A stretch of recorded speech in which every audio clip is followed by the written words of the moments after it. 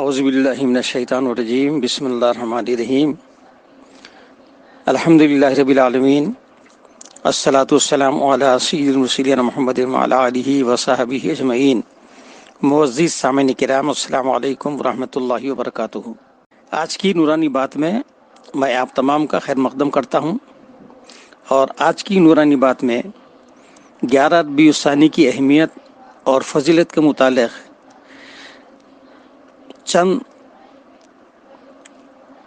باتیں آپ کے گوش گزار کرنے کی سعادت حاصل کر رہا ہوں۔ سماعت فرمائیے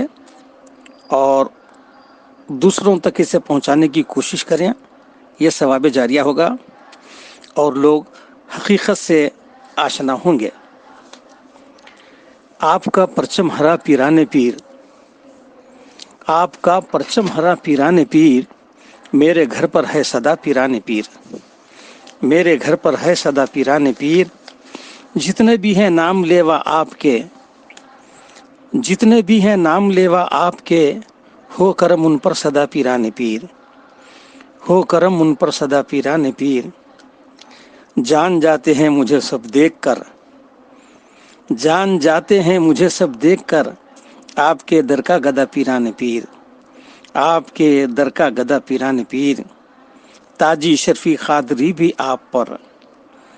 تاجی شرفی قادری بھی آپ پر، جان و دل سے ہے فدا پیران پیر،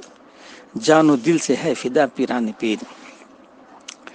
حضرت گرامی، اللہ تبارک و تعالیٰ کو ابتدائی سے دن 10واں اور رات 11ویں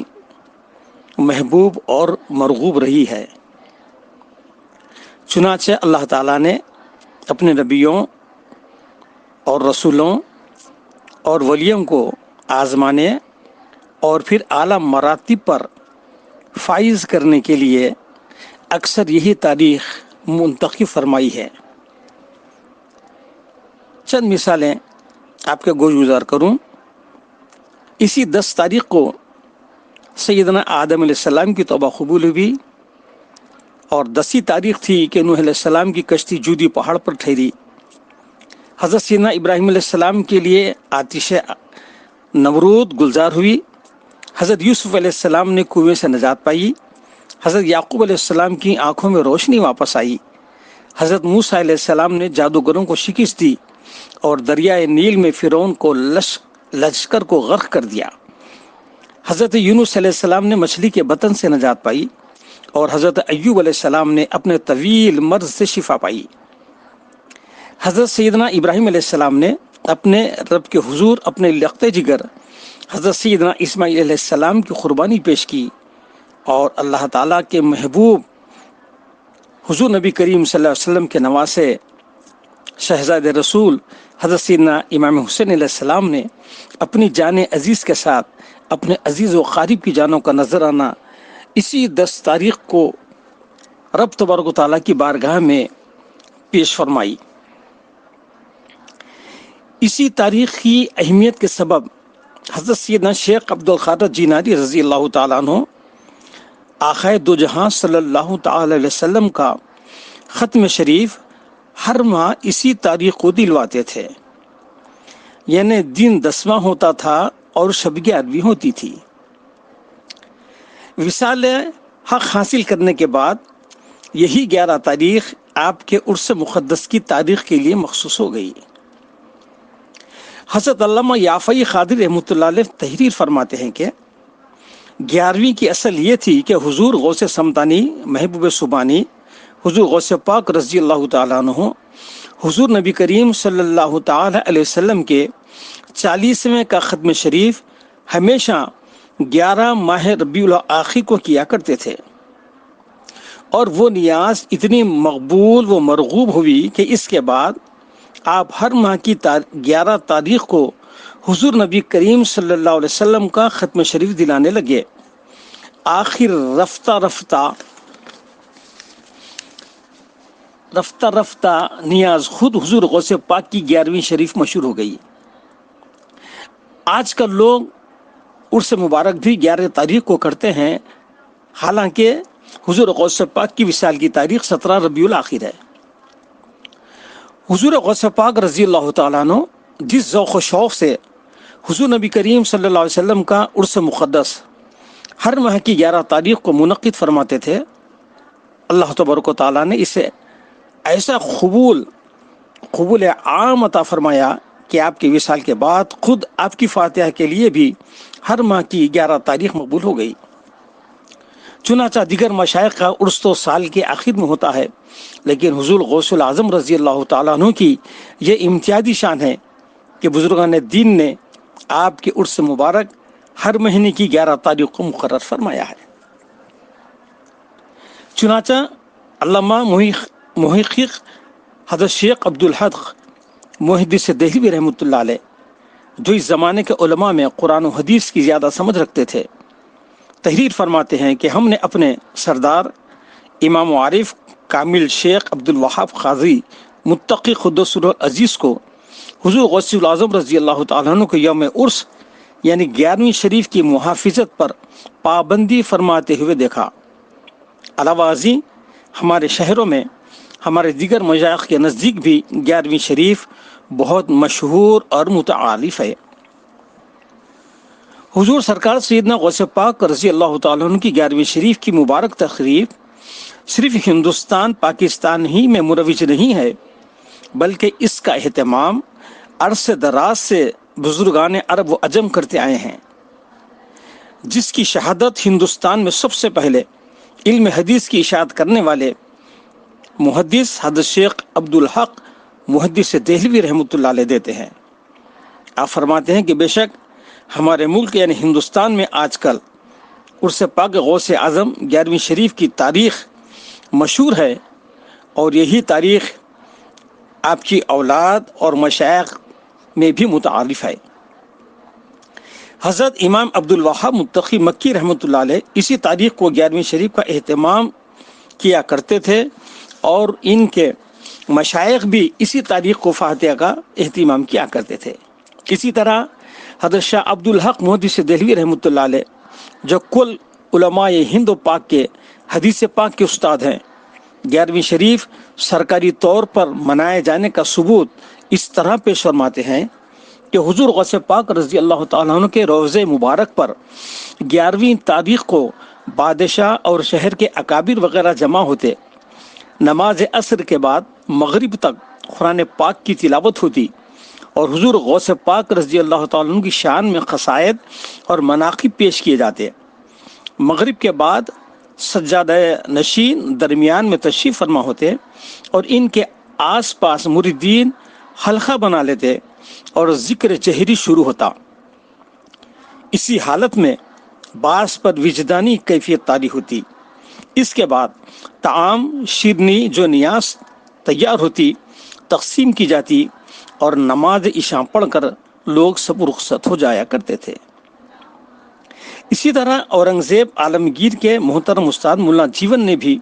اور آپ کے صاحبزادے وجید الصراط میں، اور دیگر علماء کرام نے اپنی اپنی کتابوں میں آپ کے عرس پاک 11ویں شریف کے متعلق بہت سارے ثبوت پیش کیے ہیں۔ ان تمام بزرگان دین کی شہادتوں سے یہ بات ثابت ہو جاتی ہے کہ 11ویں شریف موجودہ دور کی ایجاد نہیں ہے، بلکہ ہمارے اسلاف کا قدیم طریقہ ہے، اور صالحین کی پسندیدہ چیز پر عمل کرنے کے متعلق حضور نبی کریم صلی اللہ تعالی علیہ وسلم کا ارشاد گرامی موجود ہے، یعنی جس کا مفہوم ہے جس چیز کو مسلمان اچھا سمجھے وہ چیز اللہ کے نزدیک بھی اچھی ہے۔ چنانچہ قدیم زمانے سے علماء کرام اور مشائخ عظام 11ویں شریف کا تقریب کا اہتمام پابندی کے ساتھ فرمایا کرتے تھے۔ ایصال ثواب اور فاتحہ خوانی ایک مسنون طریقہ ہے جو حضور نبی کریم صلی اللہ علیہ وسلم اور صحابہ کرام، بزرگان دین اور سلف صالحین سے ثابت ہے۔ چنانچہ صحیح بخاری شریف اور مسلم شریف میں ام المومنین حضرت بی بی عائشہ صدیقہ رضی اللہ تعالیٰ عنہ سے روایت ہے کہ ایک شخص نے حضور نبی کریم صلی اللہ علیہ وسلم سے عرض کیا کہ یا رسول اللہ صلی اللہ علیہ وسلم، میری ماں کا انتقال ہو چکا ہے، اور میرا گمان ہے کہ اگر وہ کچھ بولتی تو صدقہ کرنے کے لیے کہتی، اگر میں اس کی طرف سے کچھ صدقہ کروں تو کیا اس کو اس کا ثواب پہنچے گا؟ اس پر حضور نبی کریم صلی اللہ تعالی علیہ وسلم نے ارشاد فرمایا ہاں پہنچے گا۔ اس حدیث شریف کے تحت حضرت شیخ عبدالحق محدث دہلوی رحمۃ اللہ علیہ اپنی تصریف لمعات میں تحریر فرماتے ہیں کہ حدیث شریف اس بات کا ثبوت ہے کہ میت کو صدقے کا ثواب پہنچتا ہے اور اہل حق کا یہی مذہب ہے۔ اس کے علاوہ حضرت مولا علی قاری رحمۃ اللہ علیہ نے اپنے فتاوی میں یہ حدیث تفصیل کے طور پر نقل فرمائی ہے کہ حضور نبی کریم صلی اللہ تعالی وسلم کے شہزادے حضرت سیدنا ابراہیم علیہ السلام کی وفات کا تیسرا دن تھا کہ حضرت ابو ذر رضی اللہ تعالیٰ عنہ حضور کی خدمت اقدس میں حاضر ہوئے۔ ان کے پاس سوکھے چوہارے اور اونٹنی کا دودھ اور جو کی روٹی تھی۔ ان تمام چیزوں کو انہوں نے حضور نبی کریم صلی اللہ علیہ وسلم کے سامنے رکھ دیا تو حضور نبی کریم صلی اللہ تعالی علیہ وسلم نے ان پر ایک مرتبہ سورہ فاتحہ اور 3 بار سورہ اخلاص پڑھا اور اس کے بعد آپ نے یہ دعا فرمائی، اللہم صلی علی محمد انت لہا و اہلا وہو لہا اہلا۔ پھر اپنے ہاتھ اٹھائے اور چہرے مبارک پر پھیرے۔ اس کے بعد حضرت ابو ذر رضی اللہ تعالیٰ عنہ کو فرمایا کہ ان چیزوں کو تقسیم کر دو اور ان کا ثواب میرے فرزند کو پہنچے۔ اس حدیث پاک سے ثابت ہوا کہ کھانے پر ختم پڑھ کر اس کو حاضرین میں تقسیم کرنا نہ صرف جائز ہے بلکہ سنت رسول مقبول صلی اللہ تعالی علیہ وسلم بھی ہے، اور اس سے یہ بات بھی ثابت ہوا کہ ختم کا ثواب ارواح کو پہنچتا ہے۔ چنانچہ فاتح کا یہی طریقہ آج بھی رائج ہے، اور 11ویں شریف میں بھی یہی ہوتا ہے کہ کچھ کھانا پکا کر اس پر قرآن شریف پڑھ کر اس کا ثواب حضور نبی کریم صلی اللہ علیہ وسلم کے وسیلے سے حضور غوث پاک کی ارواح مقدسہ کو پہنچایا جاتا ہے۔ 11ویں شریف ہو یا 10ویں کی فاتحہ ہو یا 20واں ہو یا چہلم ہو یا فاتح سیم ہو یا شش ماہی عرس ہو یا سالانہ وغیرہ، حضرت شیخ عبدالحق کی فاتحہ ہو یا حضرت بو علی شاہ قلندر رحمۃ اللہ علیہ کی سیمنی ہو یا شب برات اور دیگر مقدس راتوں میں پکا ہوا کھانا، یہ تمام طریقے ایصال ثواب کے لیے ہیں اور اس سے مرحوم کو فائدہ پہنچتا ہے۔ 11ویں شریف سے رکنے والوں کو جب یہ سب حقائق سمجھائے جاتے ہیں تو وہ یہ کہہ دیتے ہیں کہ جی ہم تو بس احتیاطاً منع کر دیتے ہیں۔ ایسے لوگوں کو شامی کی اس روایت پر غور کرنا چاہیے، لیس الاحتیاط نفس القطعی، یعنی اس میں نہیں کہ کسی امر کو جس پر دلیل شرعی نہ ہو حرام یا مکروہ کہہ دیا جائے، یہ تو اللہ پاک پر افطرا ہے، بلکہ احتیاط اس میں ہے کہ مباح کہا جائے، کہ اصل اشیاء میں اباحت ہے۔ خود حضور نبی کریم صلی اللہ علیہ وسلم نے باوجود کہ آپ شارع اسلام تھے، شراب جیسی ام الخبائث کو حرام فرمانے میں آپ نے توقف کیا، یہاں تک کہ اللہ تبارک و تعالیٰ کا حکم نہ آیا۔ ولا تقولوا سے لے کے آخری آیت یفلحون تک، اور اس کا ترجمہ ہے اور کیوں نہ کہو اور نہ کہو اسے جو تمہاری زبانیں جھوٹ بیان کرتی ہیں، یہ حلال ہے اور یہ حرام ہے، کہ یہ اللہ پر بہتان باندھنا ہے۔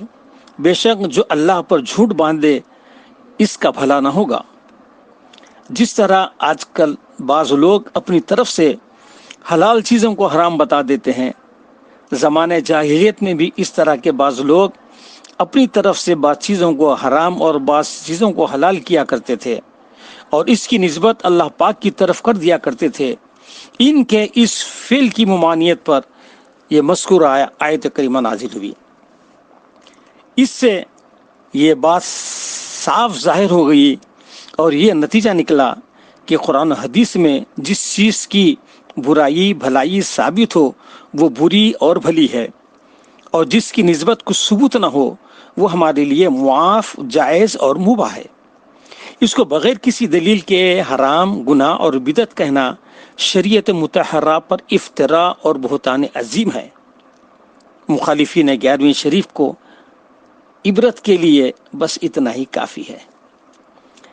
الحاصل یہ ہے کہ 11ویں شریف ایسا محبوب و مرغوب فعل ہے جسے بے شمار علماء کرام صلحائے امت کرتے چلے آئے ہیں اور اپنے معتقدین کو بھی اس کی ترغیب دیتے رہے ہیں۔ اگر یہ عمل خلاف سنت ہوتا تو ہرگز یہ حضرات اس عمل میں حصہ نہ لیتے۔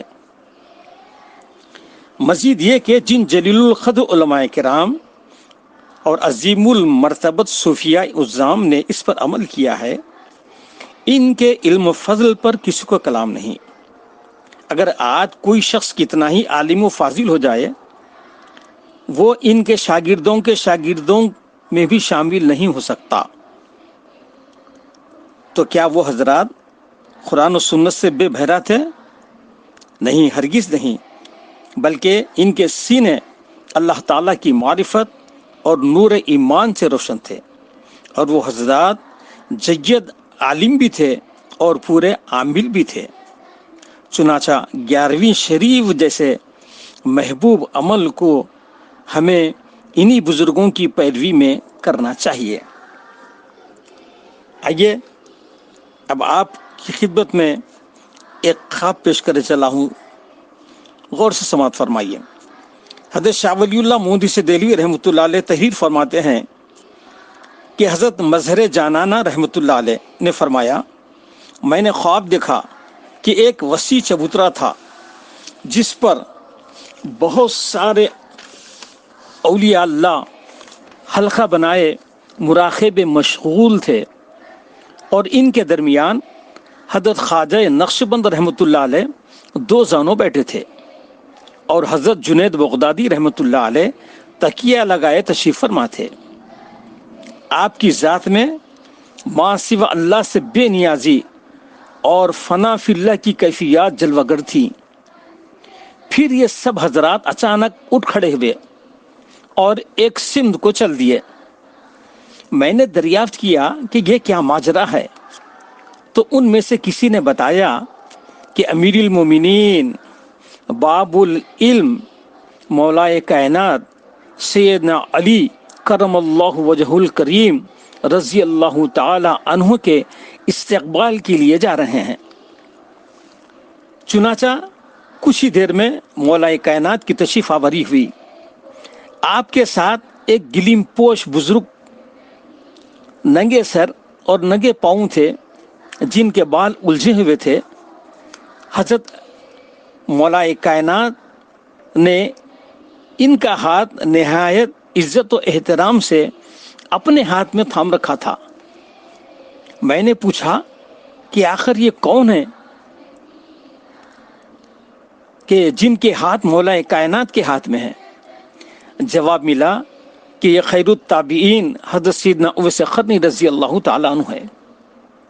اس کے بعد ایک حجرہ شریف نظر آیا جو نہایت ہی صاف و شفاف تھا، اور اس کے اوپر نور کی بارش ہو رہی تھی۔ یہ سب باکمال بزرگ اسی میں داخل ہو گئے۔ میں نے اس بارے میں معلوم کیا تو ایک شخص نے بتایا کہ آج حضور غوث الثقلین رضی اللہ تعالیٰ عنہ کی 11 تاریخ ہے، اور یہ سب 11ویں کا عرس منانے کے لیے حاضر ہوئے ہیں۔ حضرات گرامی، یہ ایسے واقعات ہیں کہ ان کو جھٹلایا نہیں جا سکتا۔ بہرحال حضور غوث پاک کی محبت پاکیزہ دلوں میں ہی سما سکتی ہے، اور ان کی محبت کے لیے پاکیزہ دل ہی ہونا چاہیے۔ جن کے دلوں میں گندگی بسی ہوئی ہے، جن کے دلوں میں عقائد کی گندگی بھری ہے، جن کی نگاہوں میں عقائد کی گندگی بھری ہوئی ہے،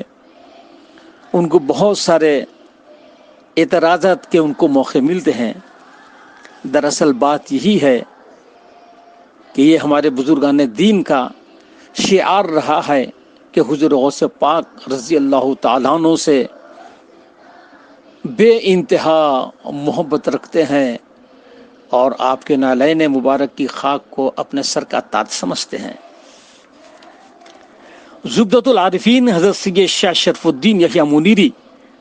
قدس سرہ العزیز نے اپنے ملفوظات شریف میں فرمایا کہ حضور نبی کریم صلی اللہ علیہ وسلم کے وصال شریف کے 11ویں دن جب حضرت سیدنا ابو بکر صدیق رضی اللہ تعالیٰ عنہ خلیفۃ المسلمین ہوئے تو 12ویں دن آپ نے بہت سا کھانا پکوایا تاکہ اس کا ثواب حضور نبی کریم صلی اللہ علیہ وسلم کی روح اقدس کو نظر کریں۔ جب تمام مدینہ منورہ میں اس کا چرچا ہو گیا تو لوگ ایک دوسرے سے پوچھتے تھے کہ آج کیا ہے۔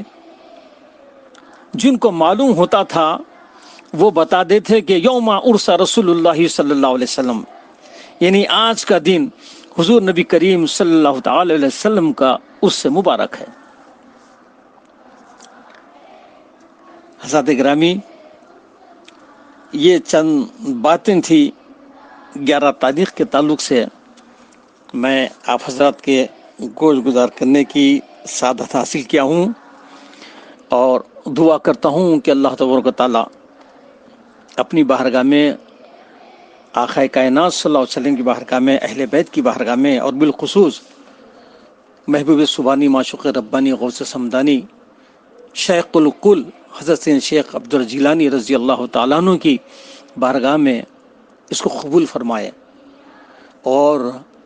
ہمارے دلوں میں حضور غوث پاک اور جمیع اولیاء کی